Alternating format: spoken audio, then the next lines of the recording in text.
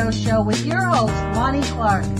We stand together and accept that we now live in a world transformed by Fukushima. Monday, Wednesday, and Friday from 8 a.m. to 9 a.m. Pacific Standard Time here on UCY.TV Radio.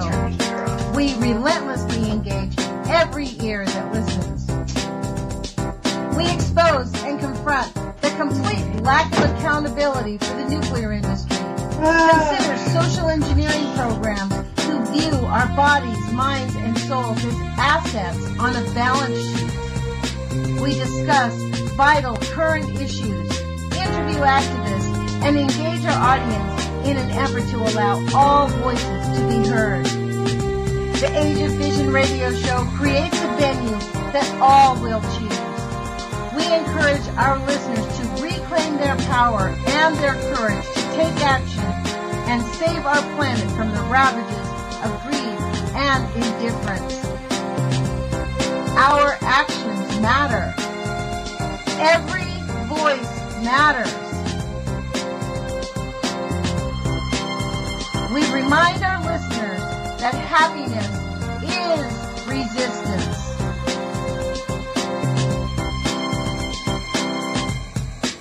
Love is greater than fear.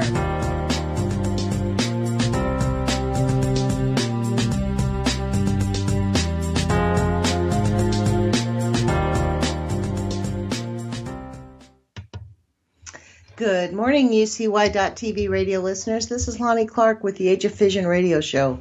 Today is September 20th, 2017. It's 8 o'clock in the morning here on the West Coast.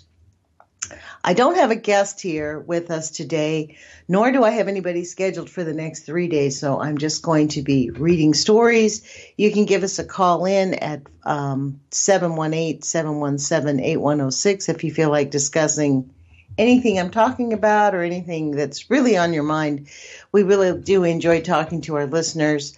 I am working on getting some interviews. I've just been busy with tax work, guys, and I just have not had a chance to go out and get those interviews confirmed. So there's plenty to talk about in the nuclear arena, though. You know, it's not really a nuclear arena, it's nuclear negligence arena. So it's going to be very interesting.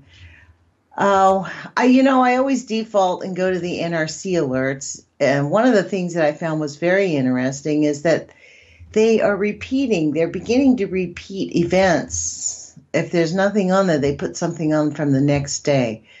It's the usual near scrams, non-emergencies, stuck levers, the usual stuff that goes on with the NRC.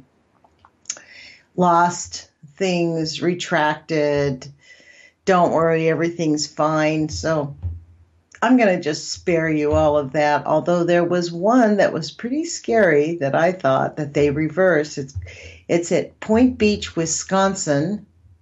This had happened on 9/18, unanalyzed condition, potentially unable to safeguard the surrounding area. So it's accident mitigation is what they're calling it. Essentially what they did was there was a control room envelope was not maintained. They couldn't close the door. So the control room was open. So that was kind of a scary thing. They couldn't actually close the door. There was another NRC event at another nuclear power facility where they determined that there was, this is the one, the high energy break. They repeated that one twice. Control room envelope not maintained. That's the odd one, was that they put that out twice. Listen to what this says.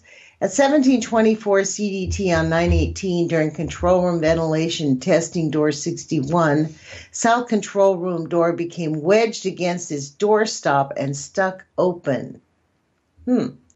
Door 61 is a credited high-energy line break fire flood barrier in addition to its function to maintain the control room envelope. The doorstop was subsequently unbolted from the floor and the door was free to close. Door 61 south control room door has since been inspected and at 1750 CDT was declared functional. But that's kind of an odd thing. And what was odd about that was that they put it on there twice. So I thought that was odd. That must have been something more serious than what it seems to have appeared to have been. This is another one that was pretty interesting when I was looking at them. This is the Cook Power Reactor in Michigan, Unit 1. Emergency declared off-site notification. Now this says this has since been retracted. Unusual event. They always call it an unusual event. I guess if there's an emergency, that's an unusual event, right? Unusual event due to letdown relief valve discharge to the pressure relief tank.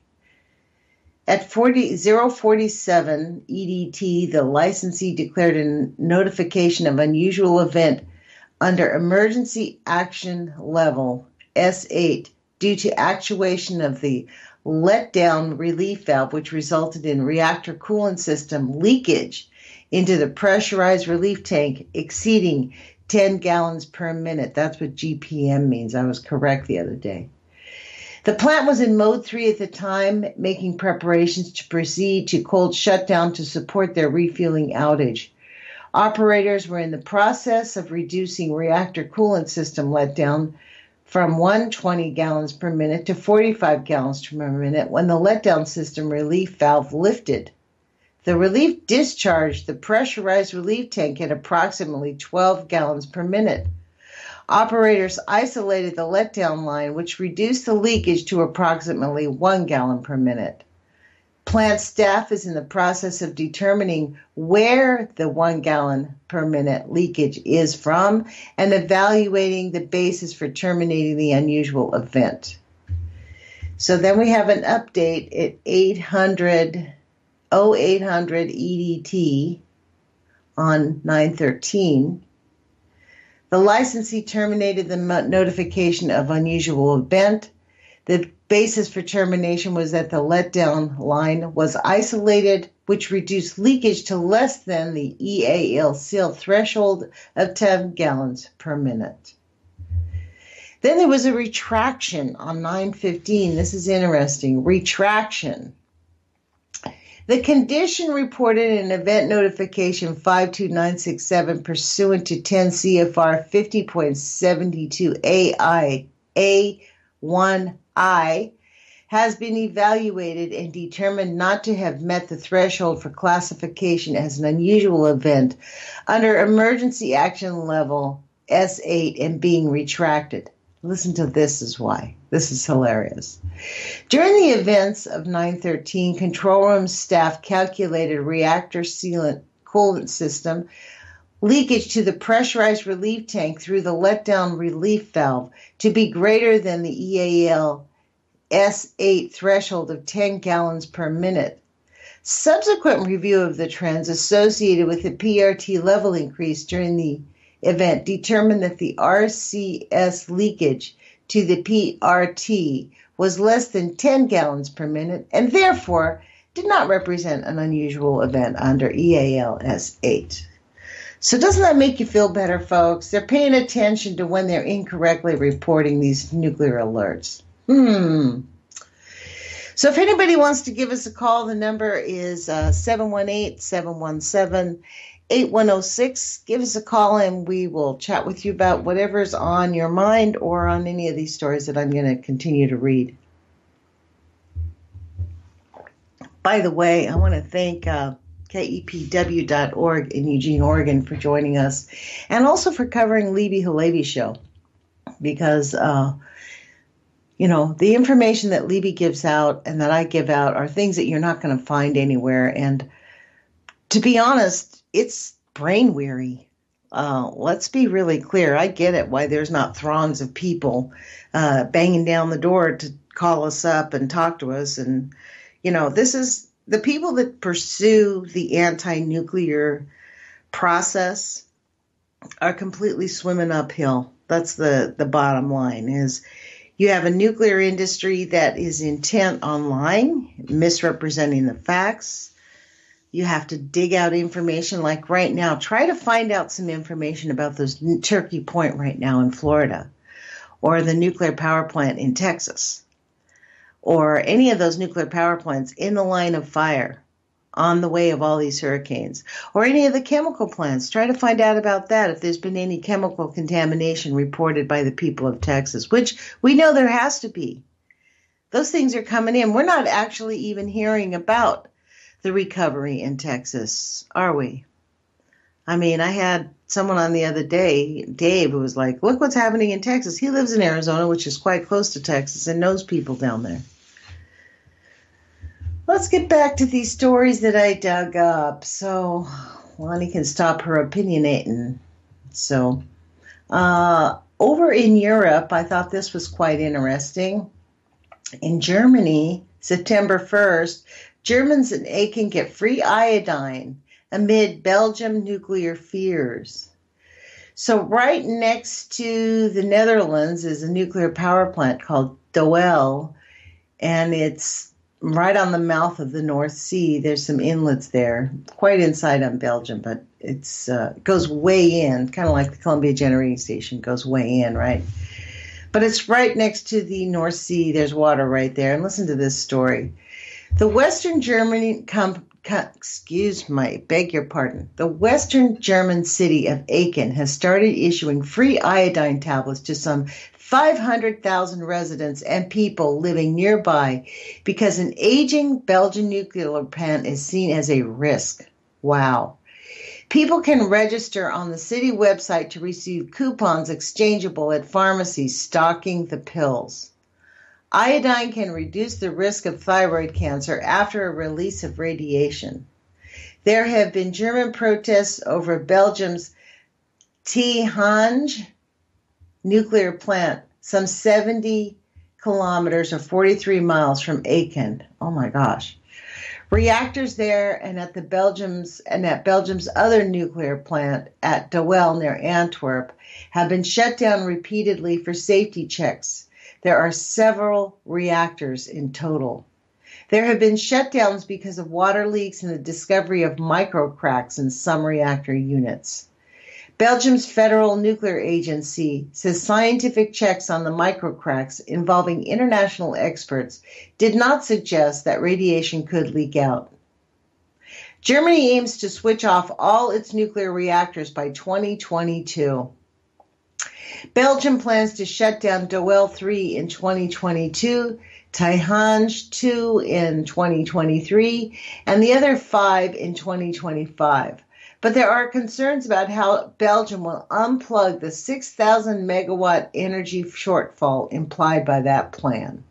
Can we say nuclear? Can we say solar, not nuclear?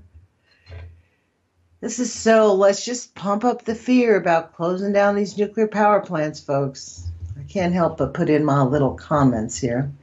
German authorities have urged Belgium to speed up the decommissioning schedule. I beg your pardon, man. The Aachen move to distribute iodine tablets is highly unusual, as it is not prompted by any particular emergency. Aachen got approval for it from the North Rhine-Westphalia regional government. Iodine is concentrated naturally in the body in the thyroid gland.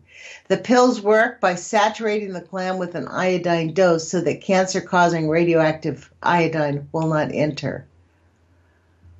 I think I'd do mega doses of vitamin C. That seems risky. Aachen's population is about 150,000, but 3 surrounding areas will qualify for the free pills. Each person can get a blister pack of 6 pills. Wow. Emergency doses. Potassium iodine tablets are stocked centrally in Germany and are only to be taken in civil defense emergency. But the Aachen authorities argued that because Tihange is so close, there would not be enough time to supply the pills to every home in an emergency, all the more so if a nuclear accident happened at night. The dose depends on a person's age. The authorities say people older than 46 are not getting the pills because for them the risks of serious side effects are greater than the risk of cancer from radioactive iodine.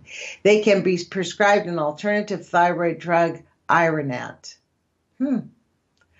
People that are over 46, serious side effects. So I wonder if people out there in the United States out there buying all those iodine pills understand this. An initial dose of potassium iodide would be 2 pills per adult or child aged 13 or older. Children aged 3 to 12 would get 1 pill, toddlers half a pill, and babies a quarter of a pill. For more than 2 years, we've been worried about the reactor cracks getting bigger. The population has been very worried, says Rita Closages, acting spokesperson for the Aiken municipality. We've had repeated talks with Belgium about this. The mayor of Aiken was involved too, but we didn't get them to shut down the reactors, she told the BBC. Germans will vote in a parliamentary election on September 24th, but Ms. Closages stresses that the iodine distribution had nothing to do with the elections. It's just by chance that this is happening now in only one small area, and only affects one small area of Germany. Wonder what that really means, all of that. Funny that they throw that in. I guess there was 2 bits of fear-mongering in here, wasn't there? Could you imagine living next door to a nuclear power plant and starting to see leaks in it? Oh my goodness. I could not imagine that, folks. That's not something I'd want to have anyone in the United States do.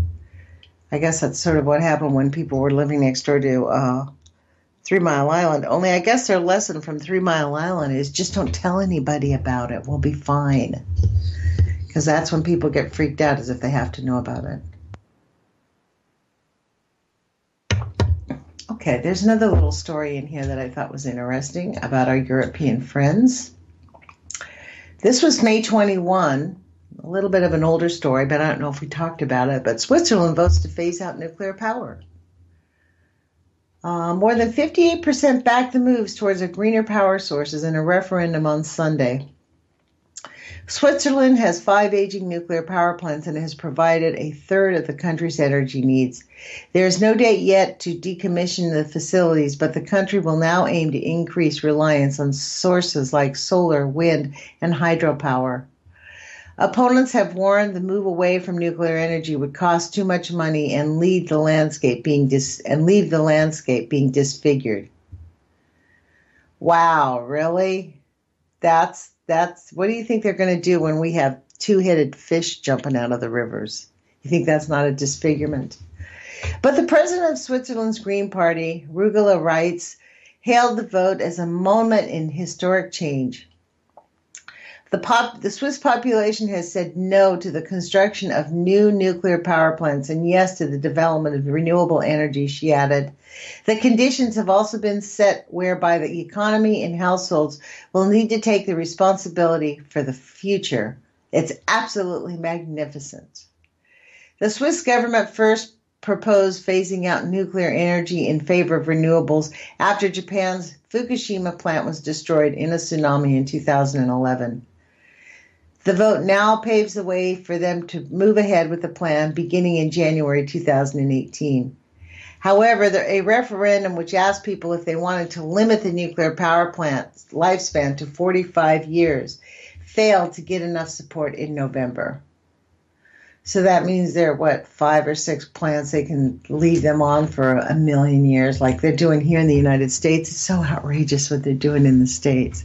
They keep renewing these licenses. We have nuclear power plants here that were designed for 20 years that are going to start pushing 60 years. And then they're going to wonder why they're leaking. We have an emergency on hand. This was August 22nd from the BBC reporting, folks. This is pretty current. Germans told to stockpile food and water for civil defense. I think that's because we got Trader Trump at the helms here. They're all nervous about him starting a war, man. For the first time since the Cold War, the German government is advising citizens to stockpile food and water for use in a national emergency. Some opposition MPs said the new civil defense concept to go before ministers on Wednesday was scaremongering. Citizens are advised to store enough food to last them 10 days because initially a disaster might put national emergency services beyond reach. 5 days of water, 2 liters, half a gallon a day per person is advised. Half a gallon a day per person is advised, so 5 days. That'd be 2.5 gallons, right?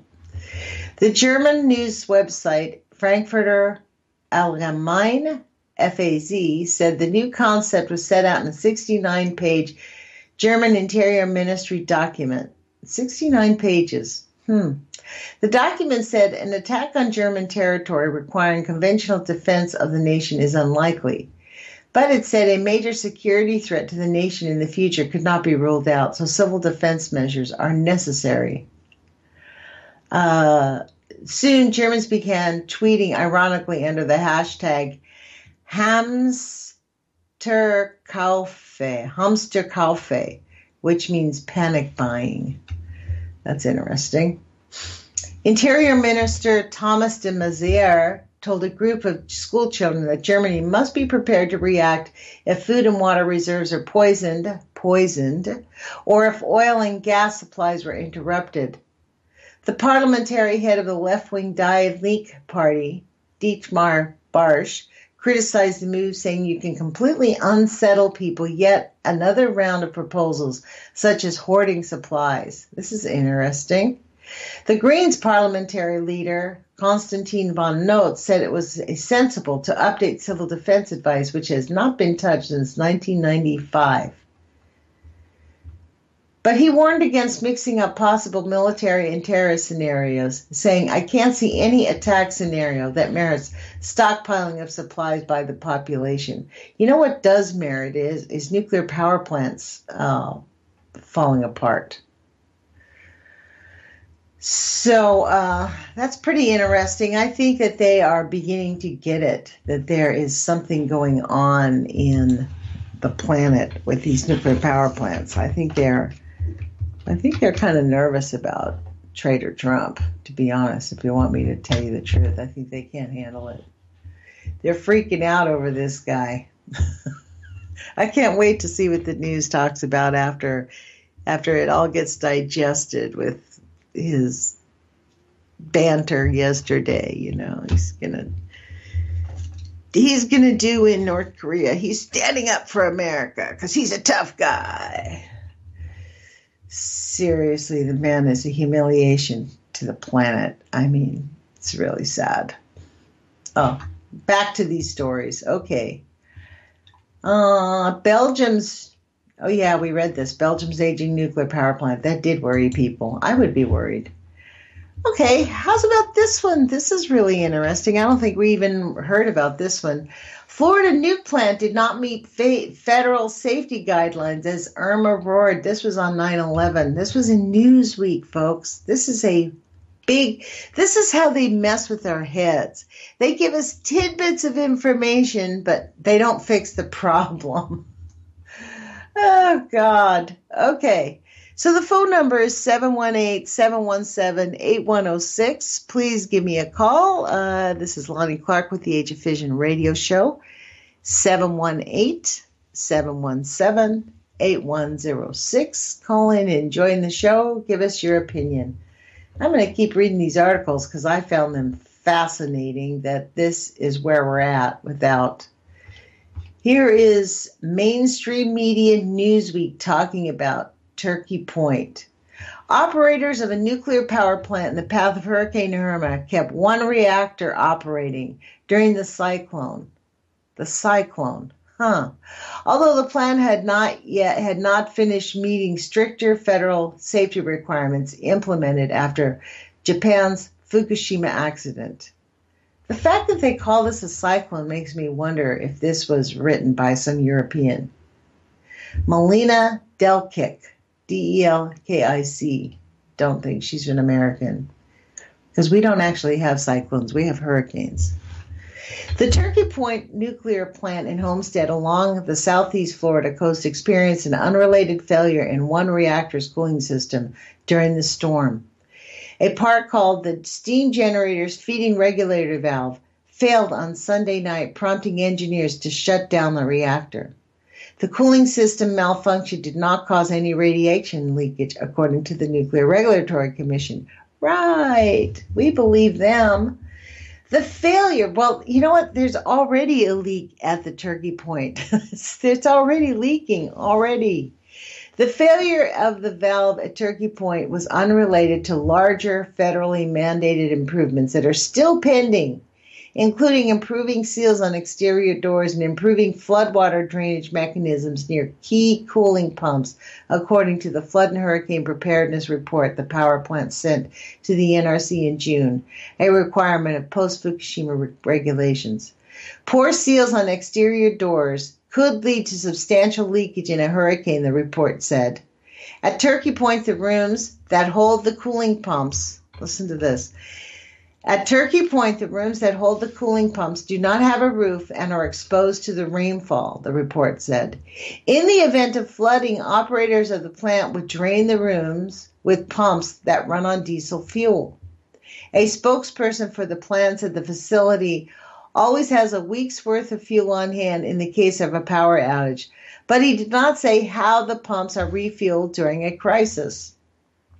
Scott Burnell, a spokesperson for the Nuclear Regulatory Commission, said the commission staff had not signed off on Turkey Point's proposal to meet federal guidelines, but an initial review concluded that the plant's analyses are acceptable. What does that mean? But critics of the plant say further delay could be dangerous. The pump room is Turkey Point's Achilles heel, said David Lochbaum of the Nuclear Safety Project for the Union of Concerned Scientists. I beg your pardon. Union of Concerned Scientists. Yeah, the pump room is Turkey Point's Achilles heel. No kidding, Dave. Without component cooling water during an accident, workers must deploy backup to backup systems. At Fukushima, workers were unable to accomplish this task in time to prevent 3 reactor cores from overheating. You mean melting down, Dave? Melting down. We had meltdowns. We have ongoing nuclear meltdowns. And why isn't Dave Lochbaum jumping up and down about that? Back to the story. Power failures, which are common during hurricanes, are another concern to nuclear watchdogs. The risk of a serious accident rises significantly in a power outage, according to the Nuclear Regulatory Commission. You think? I wonder how much money they get paid to tell us that. For real. Okay, I can't help but keep putting my little 2 points into this story. It's a bit annoying. I guess this is me. Like, this is my control release valve, my little two bits, eh? Turkey Point did keep one of its 2 reactors operating as the storm approached, only taking it offline after the valve malfunctioned, folks. The valve malfunctioned during a storm. When there's a possibility to lose power, why would you take the risk of increasing that? Maggie Gunderson, founder of Fairwinds Energy Education and former nuclear industry employee, told Newsweek. Maggie Gunderson, she's so right. It's absolute hubris and a huge risk to the population. The most likely problem for a nuclear plant in a hurricane, added Henry Sokolsky, executive director of the Non-Proliferation Policy Education Center, is a loss of power to the plants. Most people don't understand this, but you need electricity going into a nuclear plant. 2 sources of it generally to be on the safe side to make sure that the electric motors that runs things, like safety control rods, are running. But the Nuclear Regulatory Commission spokesman Burnell said Turkey Point's response to Irma was entirely acceptable. There's no reasonable concern that the storm would challenge plant safety from a flooding perspective, Burnell said. Wow. The story was updated to provide more context about the plant's preparedness. Wow. That is pretty amazing. So the NRC says whatever they want, it's perfectly fine. Don't worry. It's all great, right? This is unbelievable. Let's go to the WIPP. Let's see. National Park. So here in Hanford, this is a little story that I thought was a little kind of one of my pet peeves. You know, up here in Hanford in Washington State, their esteemed Senator Patty Murray, whose father worked in Hanford, worked very diligently to get Hanford considered the national, this is what they called it, Manhattan Project National Historical Park. So this is story dated September 11th. The Hanford portion of the Manhattan Project National Historical Park should have its first Park Service manager on site this fall. Becky Burkhart has been named site manager for the Hanford portion of the park and could be in the Tri-Cities as soon as September 24th. Burkhart is now the chief of interpretation of the White Sands National Monument in Alamogordo, New Mexico, which gives her some familiarity with Hanford. So that means she's used to places with two-headed snakes, right? The monument is adjacent to the White Sands Missile Range, where plutonium produced at Hanford's Nuclear Reservation B reactor was used in the world's first atomic explosion in July 1945 as the United States raced to produce the atomic bomb during World War II. Burkhart said the new position provides her with a unique opportunity to draw on my interpretive background and community collaboration experience in the early development of one of the newest units of the National Park Service. She will be working with a team responsible for guiding the planning to tell the story of Hanford's role in World War II Manhattan Project. Let's see how much of this story they actually tell, like how many First Nations people they murdered and kicked off their lands. How about that one? Arr. Okay. Becky comes to the project with a breadth of experience facilitating complicated dialogue and interpreting complex histories. Oh, I love this. Interpreting complex histories, said Chris Kirby, superintendent of the Manhattan Project National Historical Park, which tells the story. Listen to what this says, which tells the story of the Manhattan Project at park sites at Hanford, New Mexico, and Tennessee. Straight up, they're telling a story. Burkhart is expected to work closely with the Tri-Cities community as interpretive information for the park is developed and expanded. B Reactor and other historical areas of Hanford became part of the National Park System in November 2015. Thank you, Patty Murray. Burkhart was awarded the Park Service's Intermountain Regional Freeman Tilden Award for excellence in interpretation for management of the White Sands Visitor Exhibits and Orientation Film Project in 2011. Wow. Intermountain Region Freeman Tilden Award for excellence in interpretation. Interpretation. That means spinning the best lie, I suppose. She also worked for Mesa Verde National Park in Colorado, Grand Teton National Park in Wyoming, Chamazal National Park in Texas. She will be based at the Visitor Center in the Tri-City Park area at 2000 Logston Boulevard, Richland.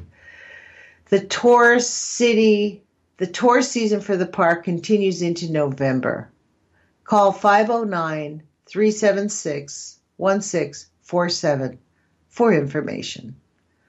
So if you're dying to go see the Hanford National Park, we can go hear their story on how great it was and how it kept us all free from the bad Nazis. Whew. They're laying it on thick here up there at Hanford. Listen to this story. Hanford waste dug up, groundwater cleaned, thanks in part to retiring EPA official by Annette Carey at the Tri-City Herald. On what day? September 10. So they dug it up.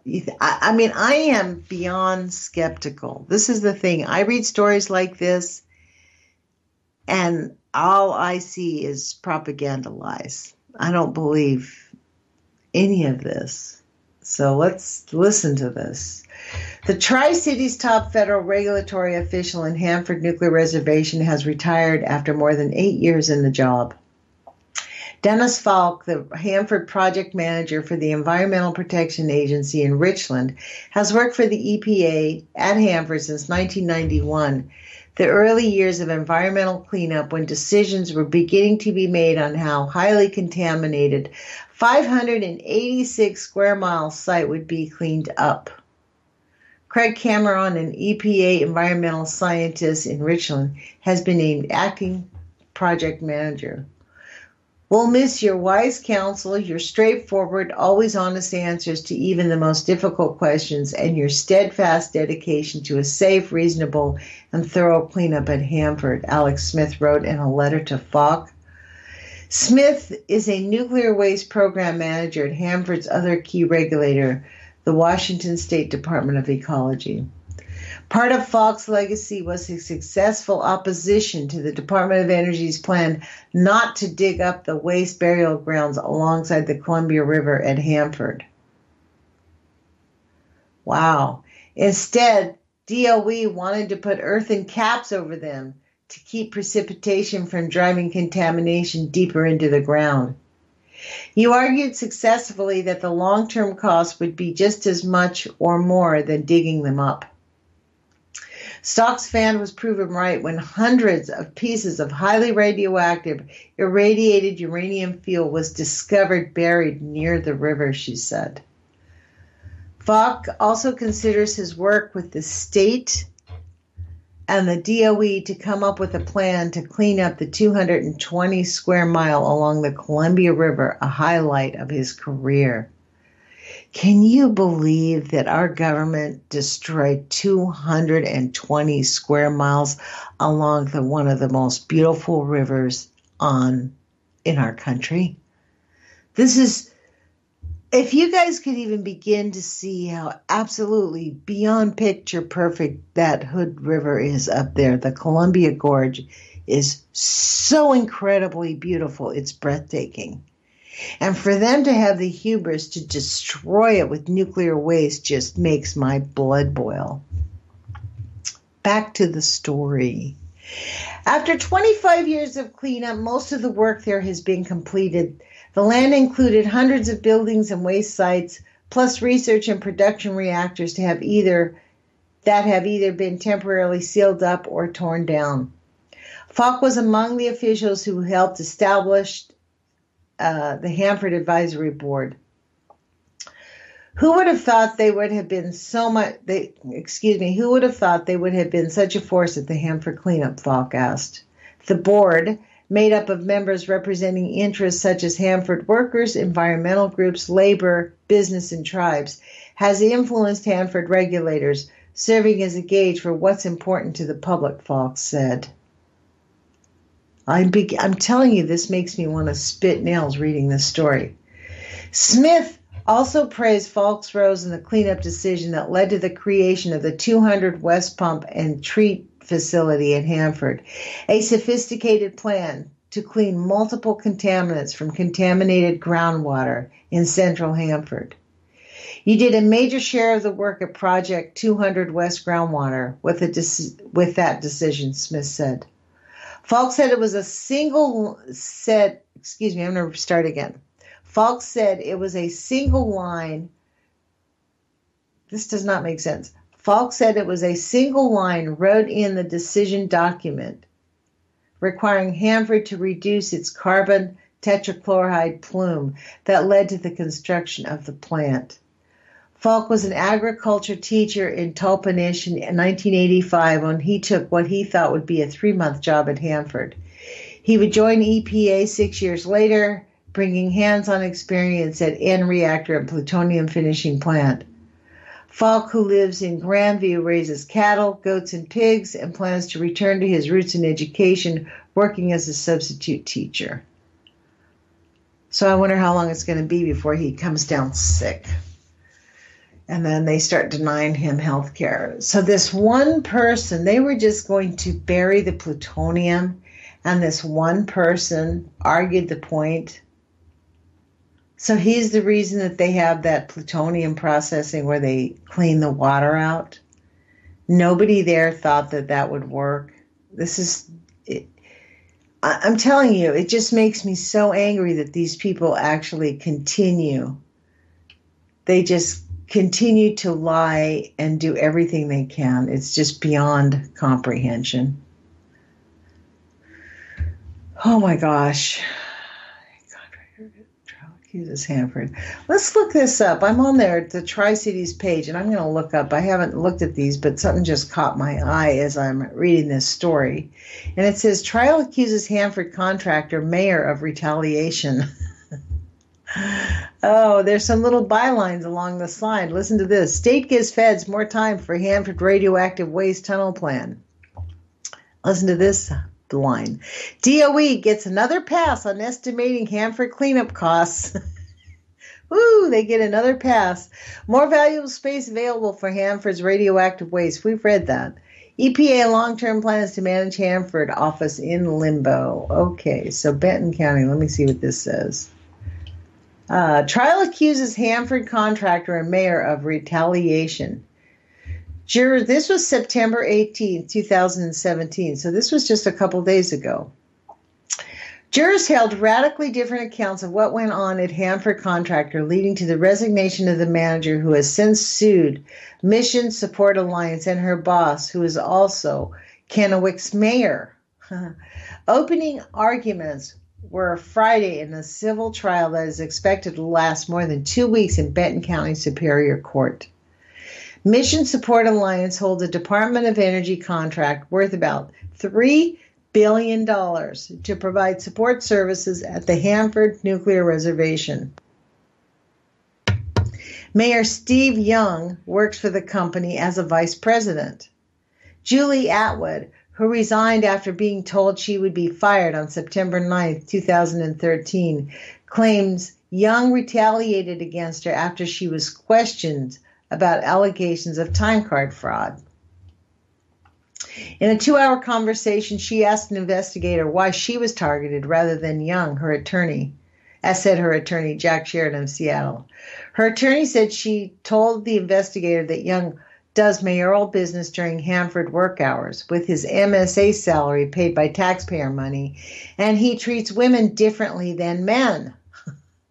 The investigation cleared her of time card fraud and 2 other allegations. However, defense attorney Kristen Aragon of Seattle argued she wasn't cleared, but rather there's not enough evidence to prove the allegations. There are still real problems with her behavior. Her complaints against Young were made only to deflect attention from her, and she declined to file an official complaint, Argan told the jurors. She said the allegations are false. Argan said a check of hours of Young's work at Hanford found he was working more hours than being billed to the federal government.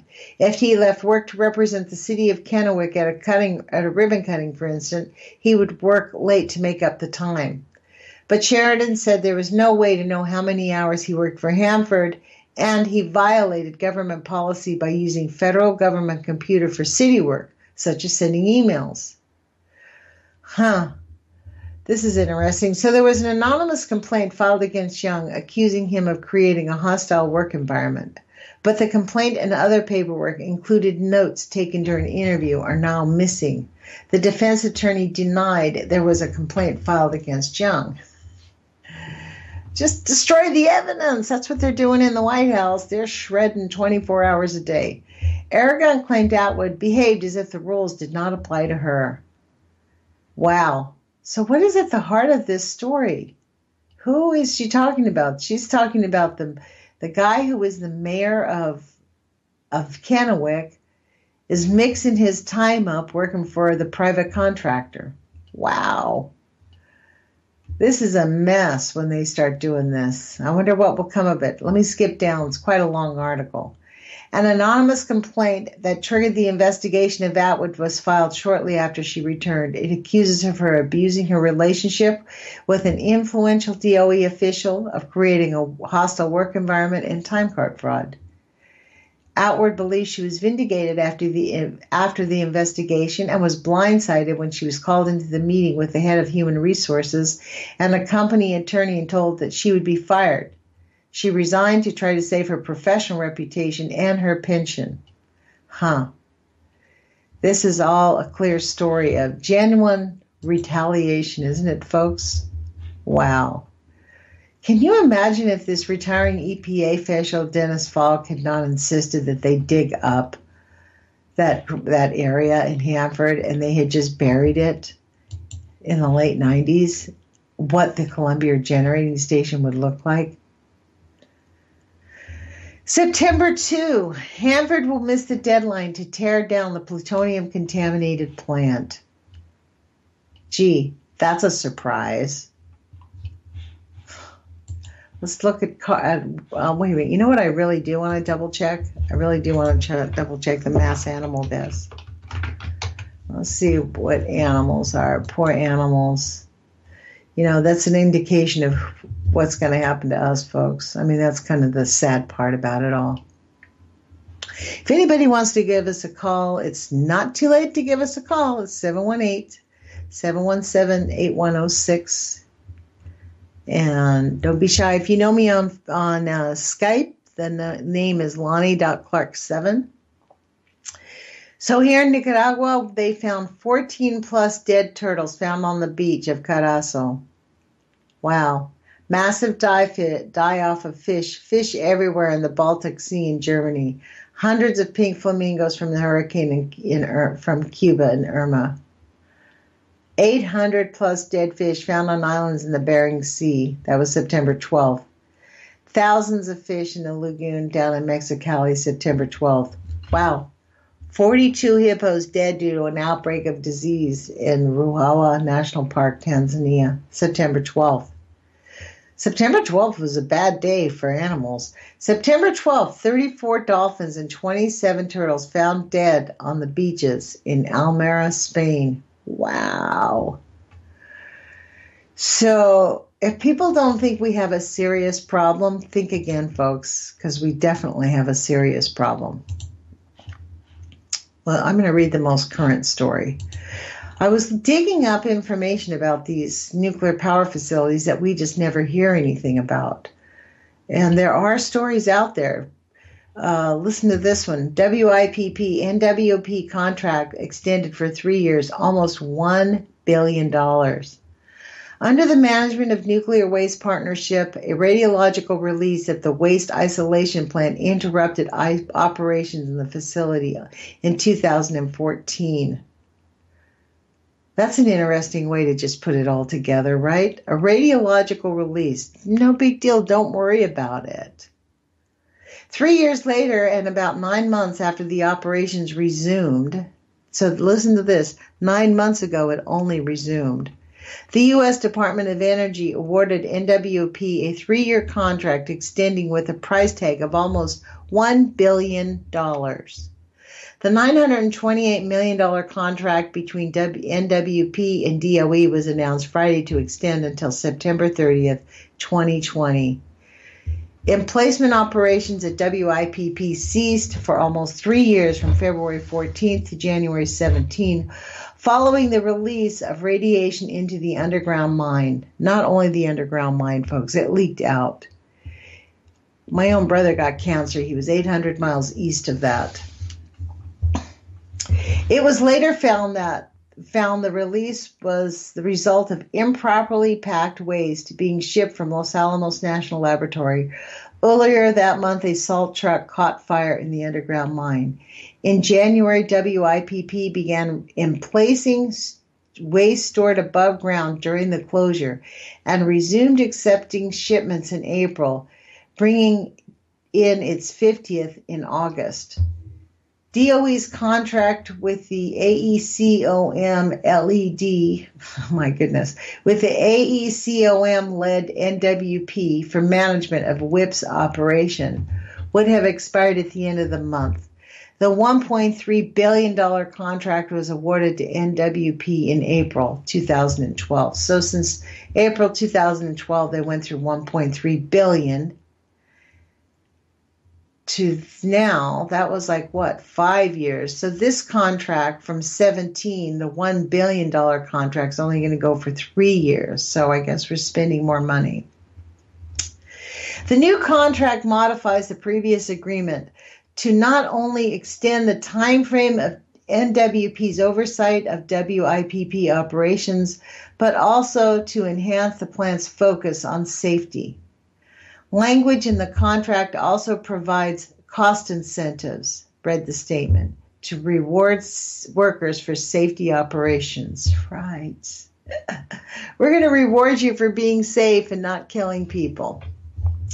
The negotiated operation will give Nuclear Waste Partnership the necessary time to continue the progress they have achieved through the waste isolation plant recovery and resumption of shipments, said DOE Carlsbad Field Manager Todd Schrader. The enhancements to the contract are expected to ensure WIPP is operated safely and efficiently in both waste emplacement and mining operations. The chief mining officer will also be hired under the new contract to focus on safety at the mine. No indication was given as to who would be hired for that role. The DOE also hopes that the contract will increase WIPP's investment in the community while providing, quote, valuable services, unquote, for the local community at no additional cost. Hey, so you should be very grateful we're spending $1 billion so you guys aren't going to get contaminated. We are very appreciative of our clients' confidence in NWP's continuing management and operation of the waste isolation pilot plant, said Bruce Covert, of NWP President and Project Manager. Representative Steve Pierce, a Republican of New Mexico, said the contract extension will strengthen the efforts to bring the WIPP back to full capacity and resume its service to the American nuclear industry. But let's see how long it will last, because they were built in salt mines and the salt mines are collapsing. Transuranic waste was emplaced in WIPP's underground salt mines, about 2,000 below the surface and about 25 miles outside of Carlsbad, starting in 1999, which, by the way, Carlsbad did not want this thing here. The government forced it on them. WIPP accepts shipments of the waste from national laboratories across the country. Pierce pointed to the construction of a new ventilation shaft, which is expected to be completed in 2020 to allow WIPP activities to increase to prior levels. WIPP is a major contributor to the Carlsbad economy and plays a critical role in our nation's security. The site's success does not come from the company who manages, but rather the community that supports it and the dedicated employees who work daily to this one-of-a-kind facility to make it successful. Wow. AECOM's management has not come without its challenges, however. In recent years, they have taken a number of steps to instill management and operation styles that allowed WIPP to recover quickly and, most importantly, safely. But not all experts were pleased by the recovery efforts. Don Hancock, director of the Nuclear Waste Program at the Southwest Research and Information Center, a nonprofit organization that continuously studies WIPP's operation, said the extension is rewarding failure. That's the name of the game in the nuclear industry, Mr. Hancock. Reward failure. You hit it right on the head. He said less than 30% of the waste that NWP agreed to dispose of at WIPP during its 5-year contract made it underground. Less than 30%. Wow. If students get 30% on a test, they fail, Hancock said. I think it's a mistake to extend the contract. The NWP does not do a good job operating the facility. Hancock said he was not surprised by the extension because the contract's expiration date was within weeks of the announcement. Hancock said the DOE should find a new contractor in 2020. Contamination, poor ventilation are the main causes of the WIPP's reduced capacity, he said, and that's a problem Hancock doubted the NWP could properly address. They failed to do their job, Hancock said of the NWP. They're running at a level very much below where they were in 2014. They're going to continue to be that low, and the facility is disabled. So this was written by Adrian Hedden at currentargus.com. It's currentargus.com, currentargus.com. That's pretty interesting. Wow, we have 5 minutes left, so no one's called in, so you must be fascinated with these stories about nuclear waste, folks, not to interrupt me. It is actually fascinating since we never hear about it anywhere else.